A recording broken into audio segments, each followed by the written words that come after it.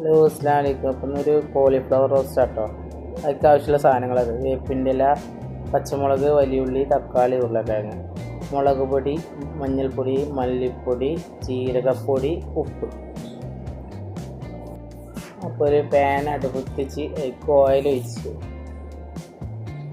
Oil ചൂടായി വരുമ്പോൾ അതിലേക്ക് കറിവേപ്പില ഇട്ട് കൊടുക്കുക. അതിൻ്റെ ഒപ്പം തന്നെ അരിഞ്ഞ് വെച്ച സവാള, ഒരു സവാള അരിഞ്ഞ് അത് ഫുള്ളിട്ട് കൊടുക്കുക.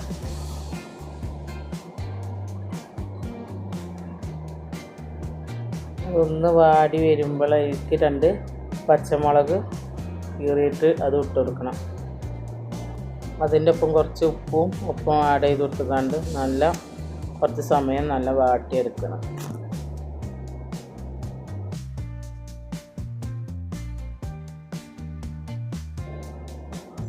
നല്ല വാടി വന്ന അതിലേക്ക് ഒരു 1/2 ടീസ്പൂണ് ഇഞ്ചി പേസ്റ്റ് ഇട്ട് കൊടുക്കണം. ഇഞ്ചിയും വെളുത്തുള്ളിയും കൂടെ പേസ്റ്റ്.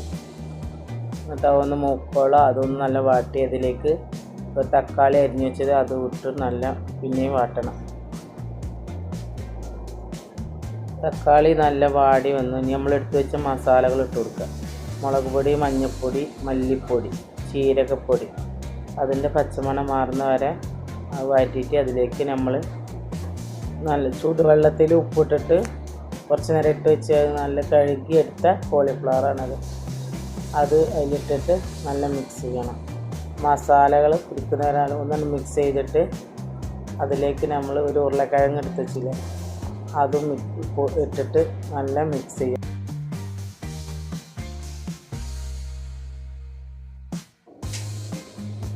നല്ല മിക്സ് ചെയ്യുക. മസാലകൾ എല്ലായിടത്തും തട്ടണമാതിരി നല്ല മിക്സ് ചെയ്തതിന് ശേഷം അതിലേക്ക് ഒരു ഗ്ലാസ് വെള്ളം ഒഴിച്ചിട്ട് ഒന്നും കൂടെ നല്ല മിക്സ് ചെയ്തിട്ട് മൂടി വെച്ച് വേവിക്കുക.